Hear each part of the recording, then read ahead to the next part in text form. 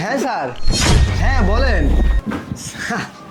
আমি তো বাসায় স্যার। ও ফাইলগুলো আপনি দেখেন, ওইখানে রাখা আছে, 3 নাম্বার ডয়ারে 2 নাম্বার টেবিলে দেখেন। না না না না, আমি কাজগুলো শেষ করে প্রায় এখনই বাসায় আসলাম।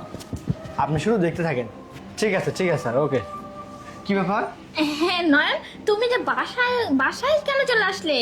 বাসায় আসলাম, আমার কাজ শেষ হয়ে গেছে আজকে হঠাৎ করে, তাই বাসায় চলে আসলাম। না, তোমার তো আসার কথা ছিল না, তাই বলতেছি। আচ্ছা তুমি এক কাজ করো, তুমি একটু বাইরে যাও না, বিছানাগুলো সব এলোমেলো হয়ে আছে, আমি ঠিক করে তারপর তোমাকে ডাকতেছি। আরে বাহিরে যাবো কেন, সমস্যা নাই, বিছানা উলট পালট হয়ে আছে, আমি এইখানে রেস্ট করব। তুমি এক কাজ করো, আমার জন্য ঠান্ডা পানি নিয়ে এসে তো যাও। হ্যাঁ, পানি নিয়ে আসতেছি, কিন্তু বলছি কি তুমি রোদ্রে থেকে কাজ করে আসছো, ড্রেসটা চেঞ্জ করে নাও, তারপর আমি পানি নিয়ে আসতেছি। আচ্ছা ঠিক আছে, সমস্যা নেই। তুমি আরে বলছি কি, দেখো না এই জামা কাপড় একদম নোংরা ভরে আছে। আরে সমস্যা নেই, তুমি যাও, আমি তো এখানে একটু বসি তো। বা না না, কি ব্যাপার, এই বক্সটা কিসের শান্ত এখানে? আরে ওই যে কিছু জিনিসপাতি অর্ডার করেছিলাম তো, ওই পার্সেলটাই আসছে, জিনিসপাতি নামিয়ে বক্সটা এখানেই রেখে দিচ্ছি। আচ্ছা তুমি এক কাজ করো, তুমি ফ্রেশ হয়ে না, আমি বক্সটা বাইরে বের করে দিচ্ছি। আচ্ছা ঠিক আছে, বক্স না হয় তুমি বাইরে বের করে দেবে, সেটাও না হয় মানলাম, তুমি আমাকে ওইদিকে যেতে দিচ্ছ না কেন? না না, আসলে তুমি বাইরে থেকে আসছো তো, আমার অনেক দামি দামি জিনিস আছে, ওগুলো হাতে হাত দিলে নোংরা হয়ে যাবে, তাই জন্য দিচ্ছি না তোমাকে। আরে ভাই তুমি কথা বুঝতেছো না, নোংরা হয়ে যাবে কেন, আমি তো দেখি। না। আর বক্সটা ফেলে রাখছো, তুমি এক কাজ করি, আমি বক্সটা ফেলে দিয়ে আসি। না না, তুমি কেন ফেলতে যাবে?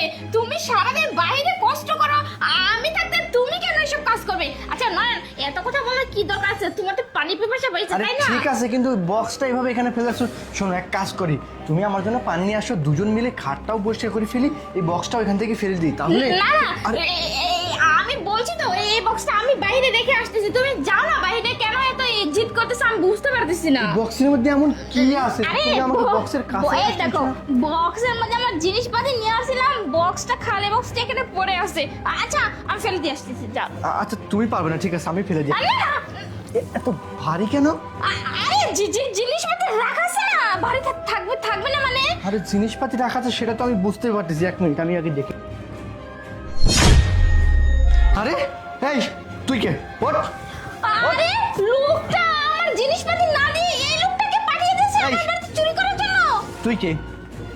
এইটুকু একটা বক্সের মধ্যে তুই কিভাবে শুয়েছিস এতক্ষণ? বল, কে তুই?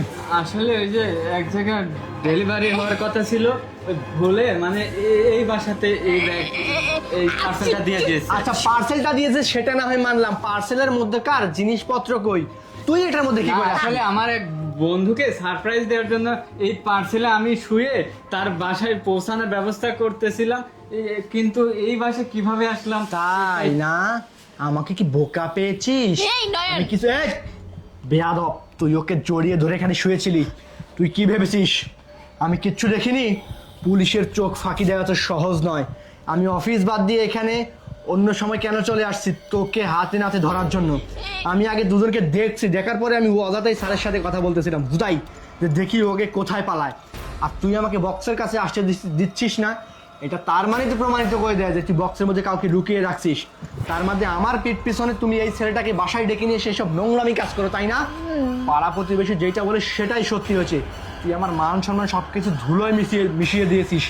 বেরিয়ে যা এখান থেকে, বেরিয়ে যাবে এখান থেকে, বের হ, তোর নাগরের সাথে বেরিয়ে যা।